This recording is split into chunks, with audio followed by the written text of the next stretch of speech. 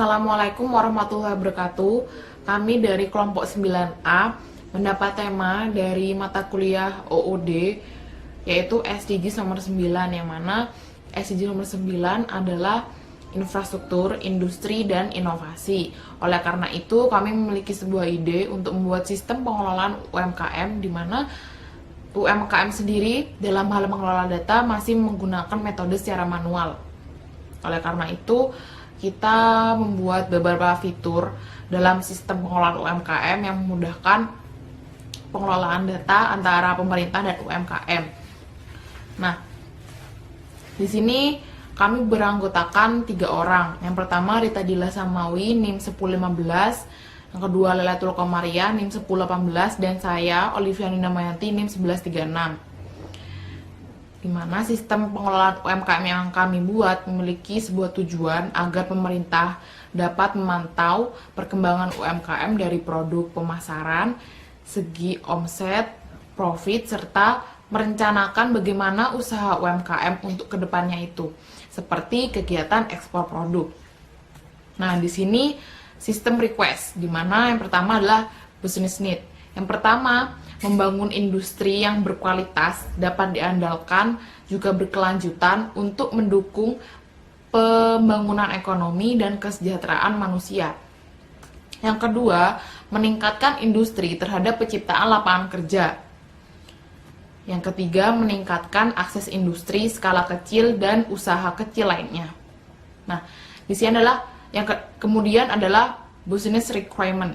Yang pertama, pantauan pemerintah desa, di mana fitur pantauan pemerintah desa ini dapat digunakan oleh 2 aktor kami, yaitu Kassikesra dan UMKM, di mana Kassikesra yang sebagai pemerintah desa, yaitu kepala seksi kesejahteraan, dapat melihat perkembangan UMKM dari produk, pemasaran, segi omset, dan juga profit. Sedangkan UMKM sendiri menginputkan semua informasi keuangan mengenai UMKM, mulai dari keuntungan, kerugian, pemasukan, dan pengeluaran. Di sini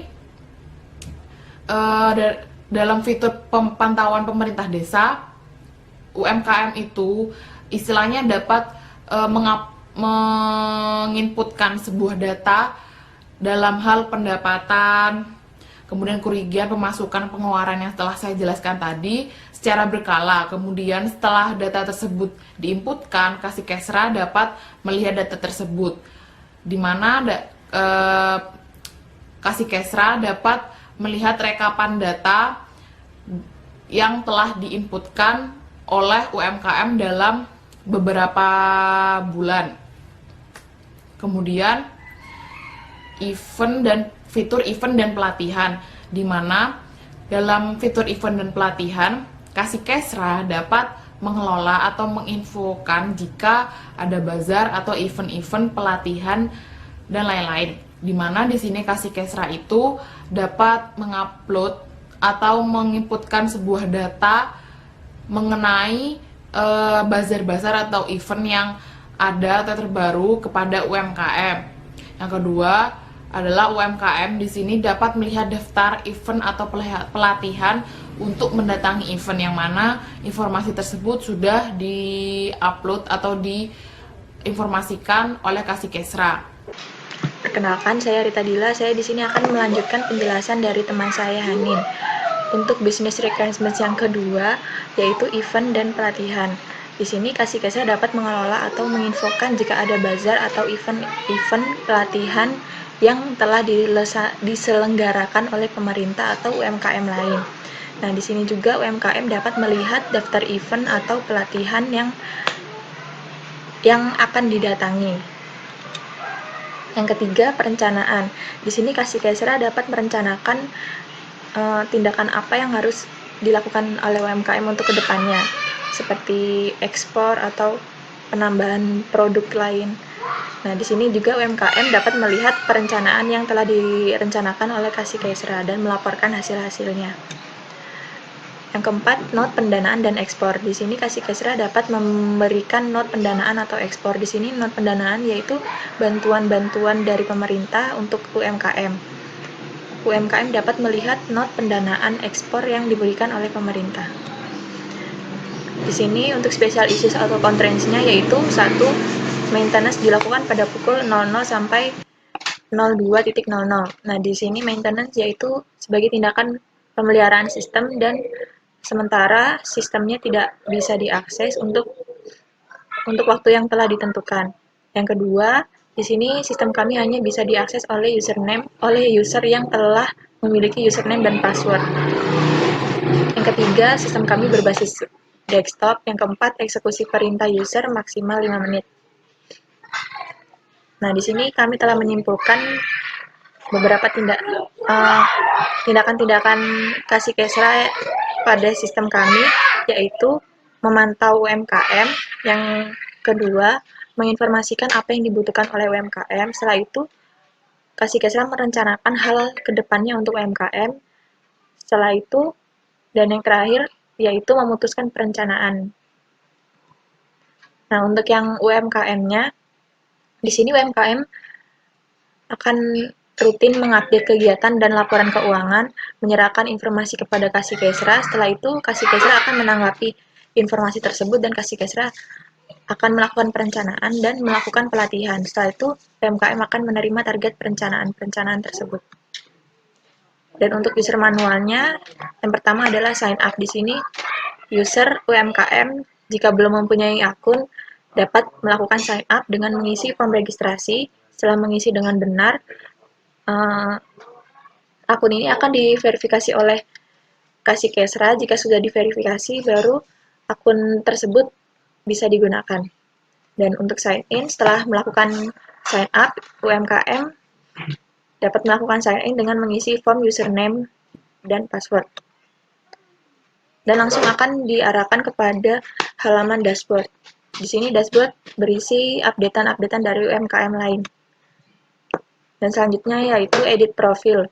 Pada edit profil di sini UMKM dapat mengedit informasi-informasi yang ada di profilnya dengan membuka halaman profil. Setelah itu klik tombol edit profil. Setelah itu jika sudah diisi semuanya dengan benar, dapat diklik update. Dan di sini untuk halaman profil tentang. Di sini berisikan informasi mengenai UMKM seperti nama usaha, nama pemilik, dan produk yang dijual. Selanjutnya yaitu foto. Nah, di sini berisikan foto-foto kegiatan yang telah dilaksanakan oleh UMKM. Nah, untuk yang kegiatan saat ini, di sini UMKM dapat mengupdate kegiatannya seperti event, pelatihan, penambahan produk, bazar, dan lain-lain. Di sini UMKM dapat mengupdate dengan cara memilih kegiatannya, lalu mengisi detail, setelah itu klik tombol update. Lalu untuk perencanaannya, UMKM dapat menanggapi perencanaan yang telah direncanakan oleh Kasih Kesra. Pada halaman pemantauan laporan keuangan, di sini UMKM dapat melihat laporan keuangan yang telah mereka inputkan pada tiap bulannya. Nah, di sini pada halaman pemantauan laporan keuangan, UMKM dapat mengupdate laporan keuangan dengan mengisi form data. Setelah itu dapat diklik update jika sudah selesai. Nah, di halaman detail laporan keuangan, UMKM dapat melihat detail ke laporan keuangan pada tiap bulannya. Pada halaman not pendanaan dan ekspor, di sini UMKM dapat melihat not pendanaan dan ekspor yang telah diinputkan oleh Kasih Kesra. Pada halaman event dan pelatihan, di sini UMKM dapat melihat event-event dan pelatihan yang akan diikuti oleh UMKM tersebut. Kemudian user manual dari Kasih Kesra. Yang pertama adalah fitur login. Sebelum mengakses sistem pengelolaan UMKM, Kasih Kesra diharuskan untuk login terlebih dahulu dengan cara 1. Kasih Kesra mengisi form login yang telah disediakan yaitu username dan password. Kemudian Kasih Kesra dapat menekan tombol sign. Kemudian adalah beranda, di mana pada halaman beranda ini setelah Kasih Kesra melakukan login, Kasih Kesra akan ditujukan ke halaman beranda sistem. di mana pada fitur ini terdapat data UMKM yang telah terverifikasi sistem pengolahan UMKM seperti ID UMKM, nama UMKM, nama pemilik, status aktif UMKM, dan juga alamat UMKM itu berada. Kemudian adalah halaman pemantauan. Di sini Kassikesra dapat melihat perkembangan UMKM dari produk, pemasaran, segi omset, profit, di mana Kassikesra dapat mengklik gambar yang ada di bawah tabel data UMKM Sumber Kasih untuk melihat data perkembangan UMKM lainnya. Kemudian halaman event dan pelatihan.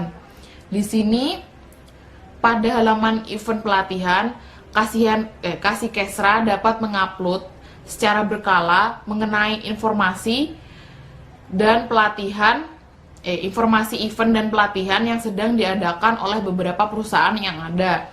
Hal tersebut dapat dilakukan dengan cara mengisi form yang telah disediakan, yaitu judul, kategori, keterangan. Nah, kemudian Kassikesra dapat mengklik tombol upload untuk mengupload informasi yang telah diisi. Kemudian Kassikesra dapat mengubah data yang telah diinputkan dengan mengklik tombol edit jika diperlukan. Kemudian halaman perencanaan. Di sini Kassikesra dapat mengupload informasi terbaru untuk perencanaan pemerintah terhadap UMKM, di mana hal tersebut dapat dilakukan dengan cara yang pertama adalah Kassikesra harus mengisi form terlebih dahulu, yaitu judul, tanggal, juga keterangan. Dimana setelah Kassikesra sudah mengisi form tersebut, Kassikesra dapat mengklik tombol upload. Kemudian informasi mengenai perencanaan terhadap UMKM akan tampil di tabel data perencanaan.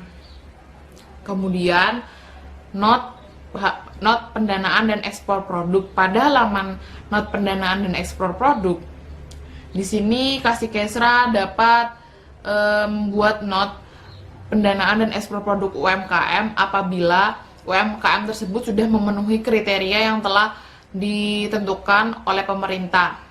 Hal tersebut dapat dilakukan dengan cara Kassikesra harus mengisi ID UMKM, kemudian jumlah pendanaan UMKM, status pendanaan atau ekspor, kemudian keterangan pendanaan atau ekspor itu digunakan.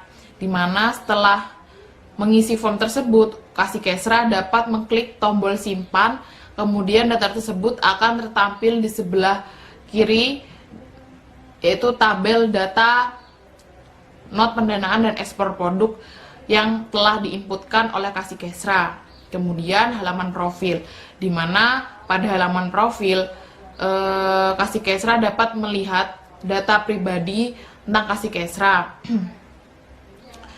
Kassikesra dapat mengedit data pribadi dengan mengklik edit profil. Kemudian setelah mengklik edit profil, maka sistem akan menuju pada halaman edit profil, di mana Kassikesra di sini dapat mengubah atau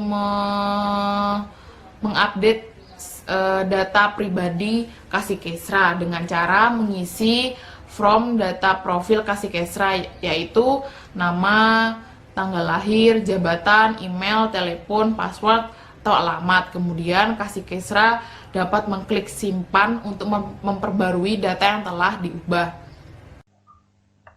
Baik, Assalamualaikum warahmatullahi wabarakatuh. Perkenalkan, saya Lailatul Komariah, NIM 182410101018 dari kelompok OOD kelompok 9. Nah, di sini saya akan menjelaskan tentang konsep kami dalam membangun sistem kami, yaitu menggunakan MVC, di mana M itu merupakan sebuah model yang mempresentasikan data-data yang ada di database. Kemudian V itu merupakan sebuah kelas atau program untuk membangun interface-nya. Kemudian C itu merupakan sebuah controller yang merupakan kelas atau program untuk menghubungkan view dengan controller. Nah, di sini dalam project kami memiliki 5 package di mana terdiri dari package controller, gambar yang merupakan isinya merupakan gambar-gambar yang kami buat untuk menyusun view-nya. Kemudian ada package UI yang berisi main class untuk mengeset view apa yang akan ditampilkan pertama kali ketika kita menjalankan projectnya. Kemudian ada package model yang berisi model, kemudian di sini ada package view yang berisi view. Nah, untuk implementasi codingannya sendiri, sebelumnya kita harus mempunyai sebuah database. Di sini saya mempunyai database untuk menyimpan data-data dari aktor atau dari semua kebutuhan sistem. Baik, di sini untuk mengkoneksikan sistem ini dengan database, kita perlu membuat sebuah kelas. Nah, di sini saya mempunyai kelas koneksi DB yang untuk mengkoneksikan dengan database project PBO dengan passwordnya root. Nah, di sini saya juga mempunyai kelas profil kasih kesra yang berisi variabel dan juga method get dan juga method set untuk mengget dan juga mengset data yang ada di database. Nah, ini merupakan controller sign in. Nah, di controller sign in ini kita perlu mengeset data UMKM dan juga mengeset data kasih kesra. Kemudian kita juga perlu membuat sebuah metode login untuk mengeset ketika kita memasukkan username yang sesuai dengan password yang ada di kasih kesra, maka dia akan login ke halaman kasih kesra. Ketika memasukkan username yang sesuai dengan password yang ada di UMKM, dia akan login ke halaman UMKM. Baik, kita coba. Ini saya sudah jalankan tadi. Kita login ke menggunakan username-nya UMKM.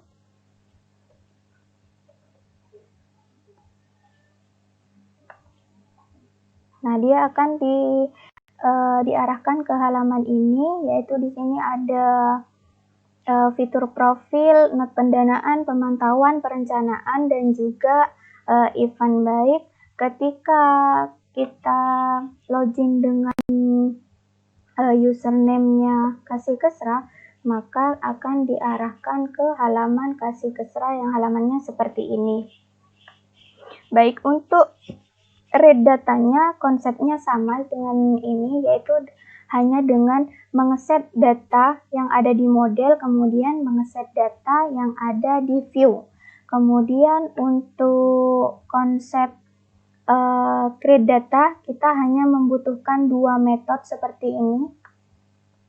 Kita membutuhkan 2 metode seperti ini, di mana metode ini merupakan metode yang akan mengeset data yang ada di database. Kemudian metode ini merupakan metode yang akan mengeset data yang ada di model. Kemudian dari model akan dikirimkan ke database. Nah, kemudian ini juga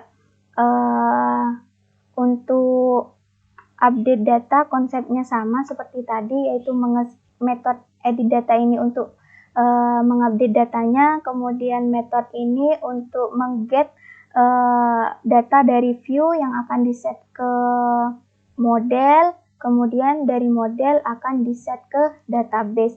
Kemudian untuk delete-nya sama. Untuk delete-nya di sini kita membutuhkan kita mengeset agar database-nya nanti bisa di-delete. Nah, delete-nya ini berdasarkan ID.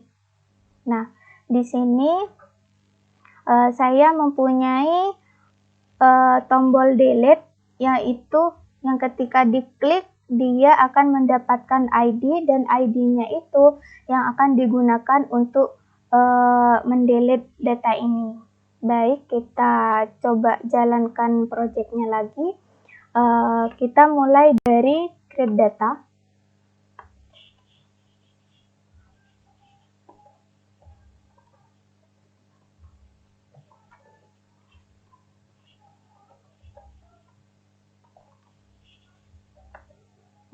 data yang tadi sudah terrecord ke dalam database, kemudian kita login menggunakan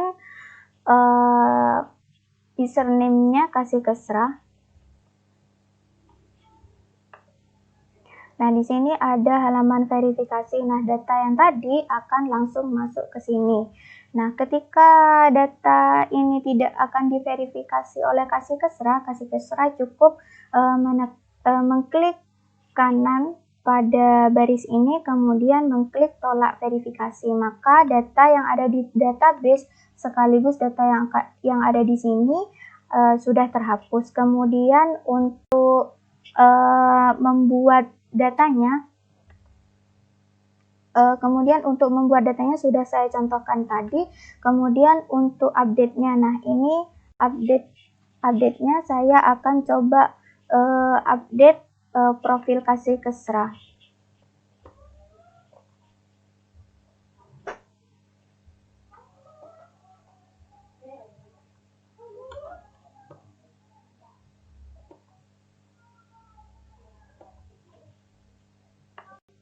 Nah, otomatis datanya akan segera terupdate. Nah, mungkin itu saja yang bisa saya sampaikan karena keterbatasan waktu. Saya tidak bisa menjelaskannya secara detail, kurang lebihnya mohon maaf. Wassalamualaikum warahmatullahi wabarakatuh.